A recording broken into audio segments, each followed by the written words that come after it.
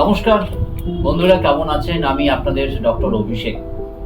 আমি এই চ্যানেলে বিভিন্ন ধরনের রোগ প্রতিকার নিয়ে বলছি, ভিডিওতে নানা রকম ওষুধ নিয়ে আলোচনা করছি। কেমন লাগছে আপনাদের আমার এই ভিডিওগুলো? যদি ভালো লাগে অবশ্যই সাবস্ক্রাইব করবেন। সাবস্ক্রাইব করলে অবশ্যই একটা ভালো লাগে, ভিডিও বানানোর কিন্তু একটা ইচ্ছা জাগে। তো সেই হিসেবে সাবস্ক্রাইব করবেন এই চ্যানেলটা। যদি ভালো লাগে একটা লাইক করবেন এবং অবশ্যই মতামত জানাবেন কেমন লাগছে আমাদের এই ভিডিওগুলো, এবং আর কি কি রোগ সম্পর্কে আপনারা জানতে চাইছেন সেগুলো কিন্তু অবশ্যই জানাবেন। আজকে যে বিষয়টা নিয়ে আলোচনা করব সেটা কিন্তু খুব আমাদের মাঝখানে সবারই এই সমস্যার আমরা সম্মুখীন হই, মাঝে মধ্যেই হই। সেটা হচ্ছে প্রস্রাবের একটা সমস্যা হচ্ছে, ফ্রিকুয়েন্ট ইউরিনেশন যেটা হচ্ছে, ঘন ঘন প্রস্রাবের একটা প্রবণতা হচ্ছে এবং তার সঙ্গে প্রস্রাবে জ্বালাপোড়া হচ্ছে। এবং কখনো ক্ষেত্রে দেখা গেল যে বাথরুমে গিয়ে প্রস্রাব করার জন্য দাঁড়িয়ে থাকতে হচ্ছে, থেমে থেমে প্রস্রাব হচ্ছে, কখন একটু করে হচ্ছে, আবার চলে যাচ্ছে, আবার খানিকক্ষণ দাঁড়াতে হচ্ছে প্রস্রাবটা ক্লিয়ার করার জন্য। এবং এমনটাও হচ্ছে যে প্রস্রাব করার পরও যেন মনে হচ্ছে যে ব্লাডারে কিছু ইউরিন থেকে যাচ্ছে, সঠিকভাবে ইউরিন ক্লিয়ার হচ্ছে না। এই সমস্যা যদি আপনার থাকে তাহলে জানতে হবে যে প্রথমে যে আপনার প্রস্টেট গ্ল্যান্ড যেটা সেটা বেড়ে গেছে কিনা।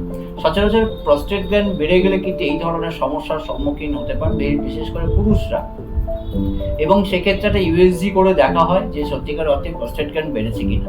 এবং সচরাচর যে সমস্ত পেশেন্টরা আমাদের কাছে আসেন এই সমস্ত সমস্যা নিয়ে যখন তারা আলোচনা করেন, তার সমস্যার কথা আমাদের জানান, তখন প্রথমে আমরা কিছু সাময়িক ওষুধ দিই এবং ওষুধ দেওয়ার পর আমরা একটা টেস্ট করতে বলি, ইউএসজি আমরা করতে বলি, পেটের একটা ছবি করতে বলি। সেক্ষেত্রে হয়তো দেখা গেল যে প্রস্টেট গ্ল্যান্ডটা বড় হয়ে গেছে।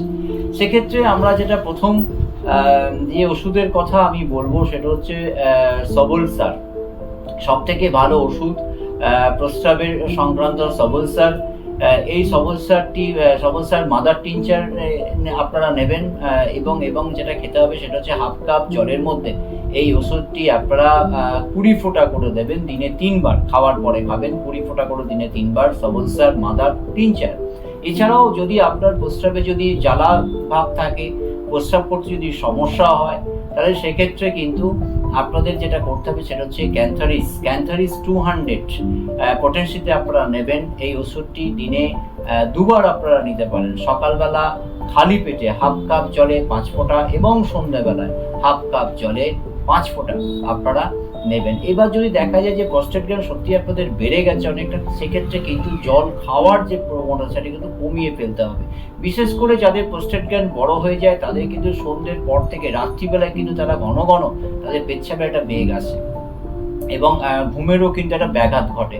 সেই ক্ষেত্রে সন্ধ্যের পর থেকে আমরা যেটা বলি যে আপনি যে পরিমাণে জল পান করছেন সেটা কিন্তু পরিমাণে কমিয়ে দিতে হবে এবং এই ওষুধগুলো নিয়মিত খেতে হবে। তাহলে কিন্তু আপনারা এই প্রস্রাব সংক্রান্ত যে সমস্ত সমস্যাগুলো আপনাদের আছে, যেটা বারবার পেচ্ছাপ করতে যেতে হচ্ছে, পেচ্ছাপ হচ্ছে না, পেচ্ছাপ করার সময় একটুখানি জ্বালা জ্বালা ভাব হচ্ছে, এই সমস্ত থেকে কিন্তু আপনারা মুক্তি পাবেন এই ওষুধের থেকে।